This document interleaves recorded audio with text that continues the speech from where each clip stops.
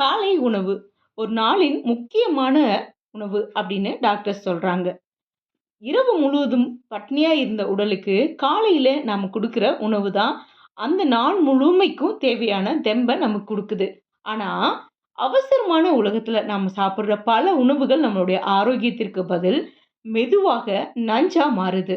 அப்படின்னு சொன்னா உங்களால நம்ப முடியுதா? ஆமாங்க. இந்த விளம்பரங்கள பார்த்து ஏமாறாம, நாம தவிர்க்க வேண்டிய 5 முக்கியமான உணவுகள் இருக்கு. அது என்னென்ன அப்படிங்கிறத இந்த பதிவுல நாம பார்க்கலாம். ஹாய் ஹலோ ஃப்ரெண்ட்ஸ் வணக்கம் அண்ட் வெல்கம் டூ தேன் மிட்டாய் யூடியூப் சேனல். அதுல ஃபர்ஸ்ட்டு நம்ம பார்க்க போறது, பால்ல கலந்து சாப்பிடக்கூடிய சீரியல் வகைகள். இன்னைக்கு பல வீடுகள்ல ஓட்ஸ், கார்ன்ஃப்ளேக்ஸ் அல்லது சாக்லேட் சுவைகள் கொண்ட சீரியல் வகைகள பால்ல கலந்து சாப்பிடுறது ஃபேஷனா மாறிடுச்சு அப்படின்னே சொல்லலாம். இது முற்றிலும் தவறான ஆரம்பம். இதுல சத்துக்கள விட சர்க்கரை மற்றும் பதப்படுத்தப்பட்ட வேதிப்பொருட்கள் தான் அதிகமா இருக்குதுங்க. இத சாப்பிட்ட 1/2 மணி நேரத்திலேயே ரத்தத்துல சர்க்கரை அளவு உயர்ந்து, அதுக்கப்புறம் சட்டென குறையுது. இதனால மதிய உணவிற்கு முன்னாடியே அதிகமான பசியும், ஒருவித எரிச்சலான உணர்வும் நமக்கு வர ஆரம்பிக்கும். இது குழந்தைங்களுக்கு மந்தத்தன்மையை உண்டாக்கும். அதனால தயவு செய்து இத குழந்தைங்களுக்கு குடுக்கறத அவாய்ட் பண்ணுங்க. அடுத்ததா நாம பார்க்க போறது white bread jam and toast. மைதாவுல செய்யப்பட்ட வெள்ள பிரெட்ல தவிடு நீக்கப்படுறதுனால அதுல எந்த சத்துமே கிடையாது. அது மட்டும் இல்லங்க, அதுல ஜாம் தடவி நம்ம சாப்பிடுறதுனால இன்னும் ஆபத்து அப்படின்னு சொல்லலாம். ஜாம்ல வெறும் சர்க்கரை பாகு அது மட்டும் இல்லங்க, செயற்கை நிறங்கள் மட்டும் தான் இருக்கு. நார்ச்சத்தே இல்லாத இந்த உணவை சாப்பிடும்போது செரிமான கோளாறுகள் ஏற்படுது.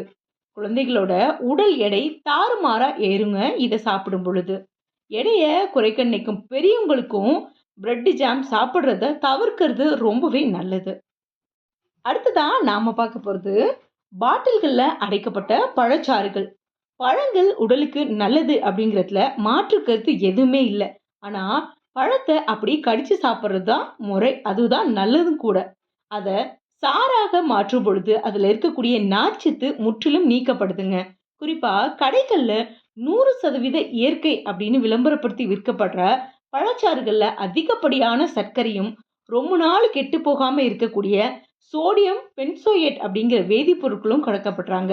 இதனால கல்லீரல்ல தேவையற்ற கொழுப்பை சேர்க்குது இந்த வேதிப்பொருள். அடுத்ததா நாம பார்க்க போறது பிஸ்கெட், கேக் மற்றும் இனிப்பு பண்டங்கள். காலை நேரத்துல டீ அல்லது காஃபியோட பிஸ்கட், குக்கீஸ் அல்லது கேக் சாப்பிடும் பழக்கம் நிறைய பேருக்கு இருக்குதுங்க.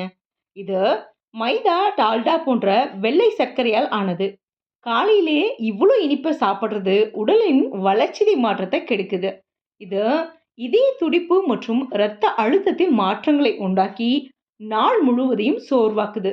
குறிப்பா மைதா குடல்ல தங்கி மலச்சிக்கலை உண்டாக்கும். அடுத்ததா நாம பார்க்க போறது இன்ஸ்டன்ட் ஓட்ஸ் மற்றும் ஆரோக்கிய பார்கள். ஓட்ஸ் உடம்புக்கு நல்லது அப்படிங்கிற பேர்ல விற்கப்படும் இன்ஸ்டன்ட் ஓட்ஸ் பாக்கெட்டுகளை குழந்தைங்களுக்கு கொடுக்க வேணாம். இதுல சுவைக்காக உப்பு, சர்க்கரை மற்றும் செயற்கை மணமூட்டிகள் அதிகமா சேர்க்கிறாங்க. அதே போல எனர்ஜி பார்கள் அல்லது புரத பார்கள் அப்படின்னு சொல்லப்படுறது உண்மையிலே மிட்டாயை போன்ற ஒரு இனிப்பு பொருள் தான். இது தவிர இதுல எந்த சத்துமே கிடையாது.